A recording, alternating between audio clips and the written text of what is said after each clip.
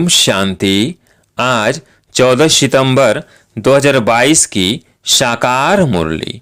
आज बाबा ने कहा, मीठे बच्चे, यह रावण की शोक वाटिका है जिसमें सब दुखी हैं। अभी तुम रावण को भगा रहे हो, फिर जय जयकार हो जाएगी, सब अशोक वाटिका में चले जाएंगे। प्रश्न, प्रजा में भी ऊंच पद किस आधार पर प्राप्त हो सकता है, उसका मिसाल कौन सा है? उत्तर, प्रजा में ऊंच पद पाने के लिए जो भी चावल मुट्ठी तुम्हारे पास है वह सब सुदामे मिसल बाप हवाले करो।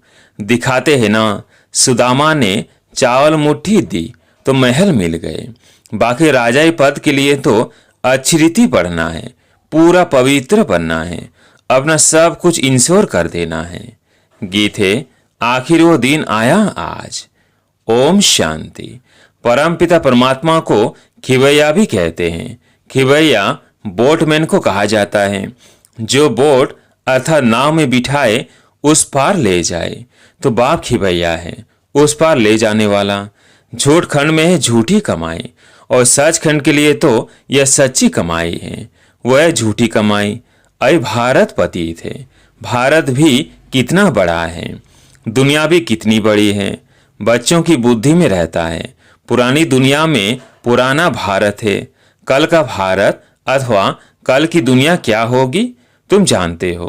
अभी कितने मनुष्य हैं, कितने खंड है, कल जरूर भारत ही होगा, दैवी राज्य होगा, सोने की द्वारिका होगी। गोया भारत में कृष्णपुरी होगी, लंका नहीं होगी। सारी लंका सोने की नहीं बनती है, भारत सोने का बन जाता है। लंका अर्थात एक रावण राज्य खत्म हो जाता है, भारत द्वारिका बन जाता है, जिसको कृष्णपुरी कहते हैं। द्वारिका होती है भारत में, भारत सोने का हो जाता है, द्वारिका भी एक राजधानी हो जाती है। कहते हैं जमुना नदी पर दिल्ली पर स्थान था, श्री लक्ष्मी नारायण जहाँ रहते थे। द्वारिका में फिर दूसरी राजधानी होती है। द्वारिका में जब राज्य होता है तब लक्ष्मी नारायण नहीं होते, वहाँ फिर दूसरे का राज्य होता है। कैपिटल जमुना का किनारा है, वहाँ फिर दूसरी राजाई नहीं रहती। अभी तुम जानते हो, ये सारी पुरानी दुनिया भारत सहित जो भी है यह सब स्वाहा हो जाता है इस ज्ञान यज्ञ में। यह बड़ा बेहद का यज्ञ हुआ ना, इनमें पुरानी दुनिया सारी स्वाहा होनी है।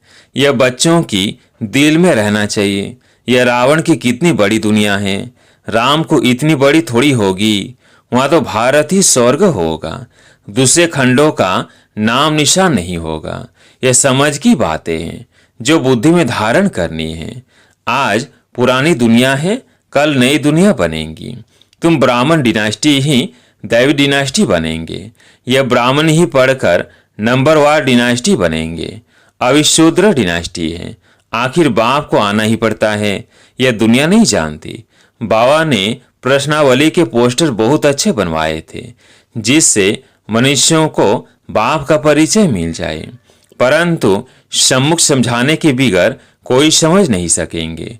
तुमको ही बाप कहते हैं, hear no evil see no evil.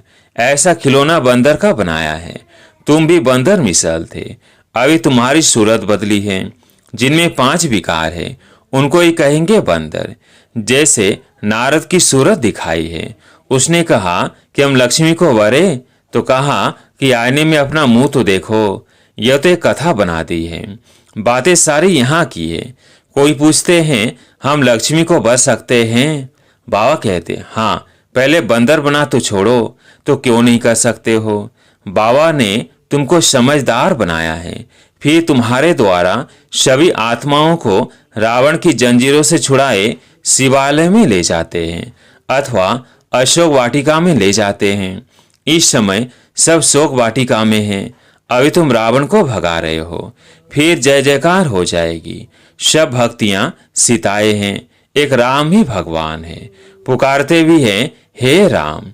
वास्तव में राम शिव बाबा को कहा जाता है।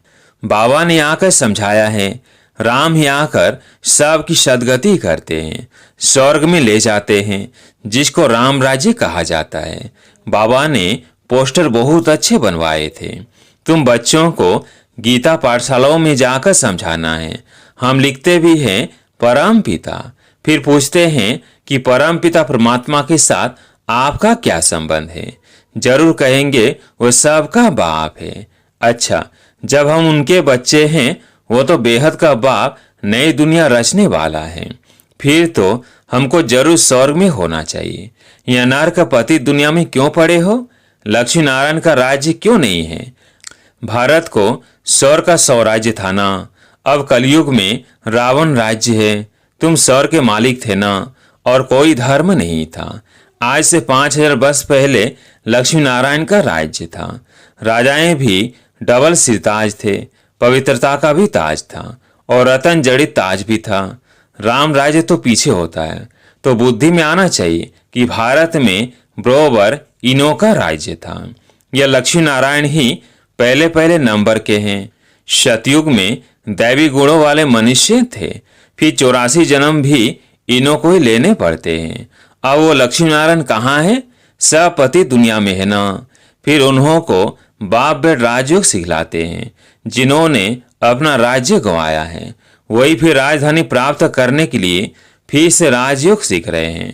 तुमको याद है कि हम हर 5000 वर्ष बाद राज्य लेने बाप द्वारा राजयोग सीखते हैं।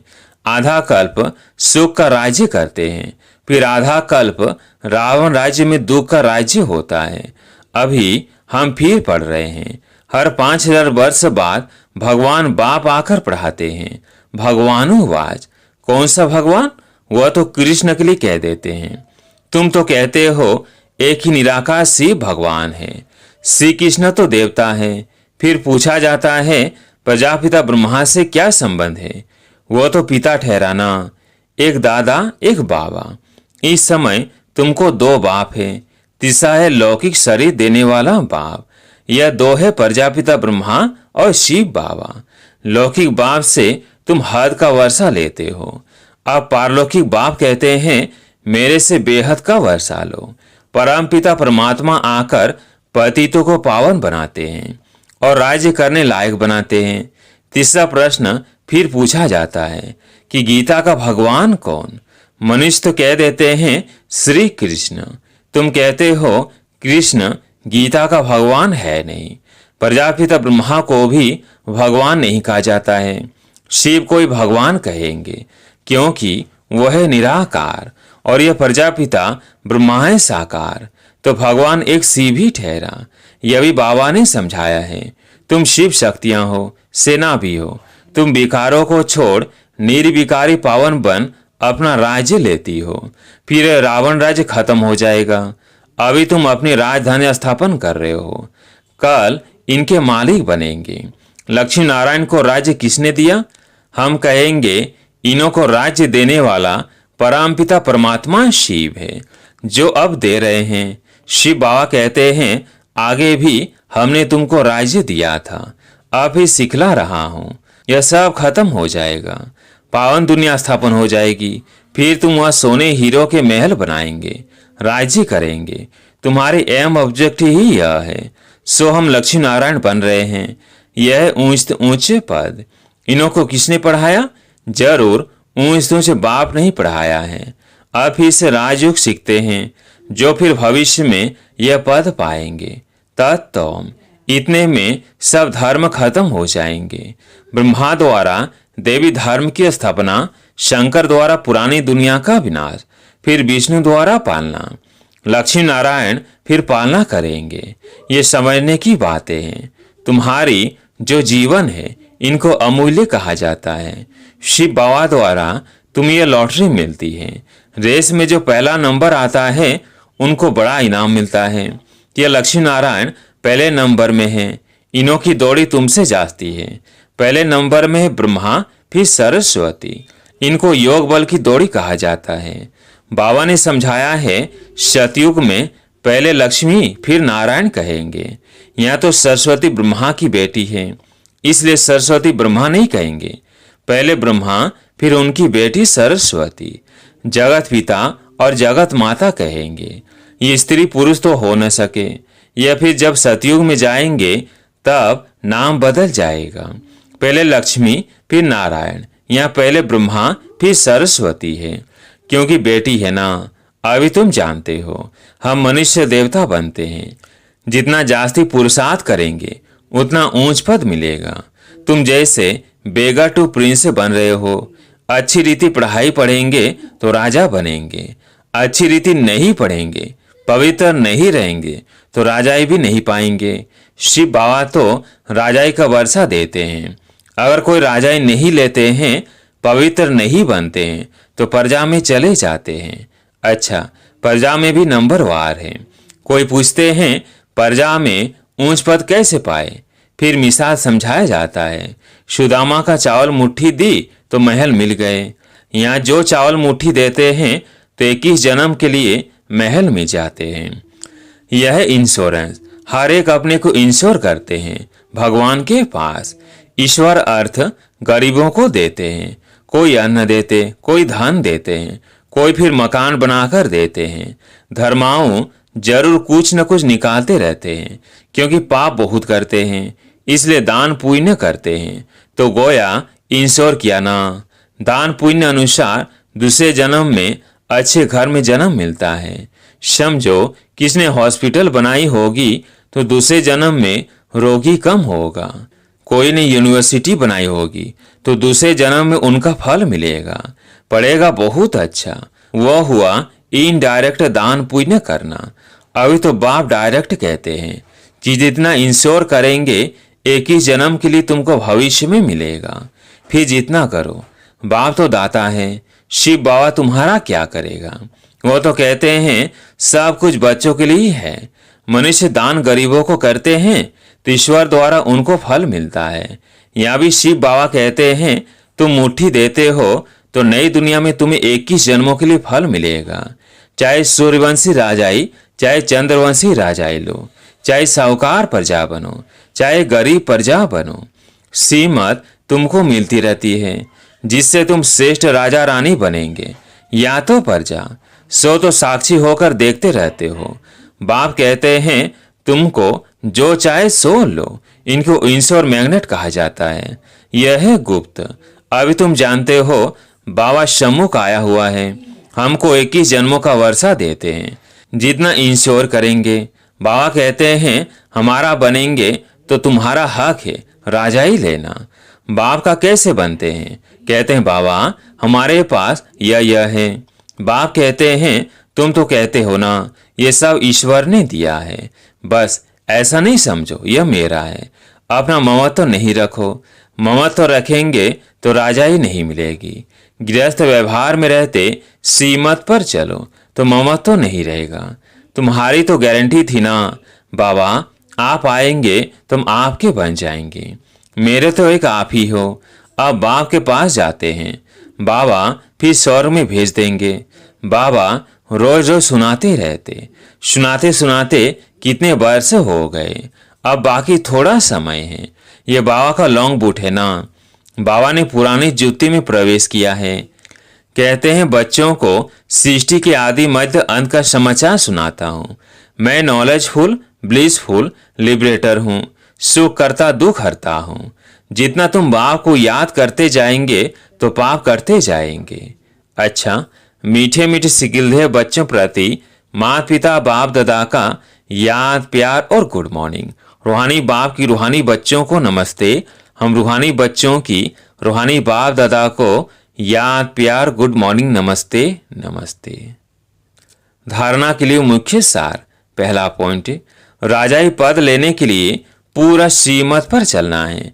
किसी भी चीज में ममत्व नहीं रखना है। मेरा तो एक बाप, यही पाठ पक्का करना है।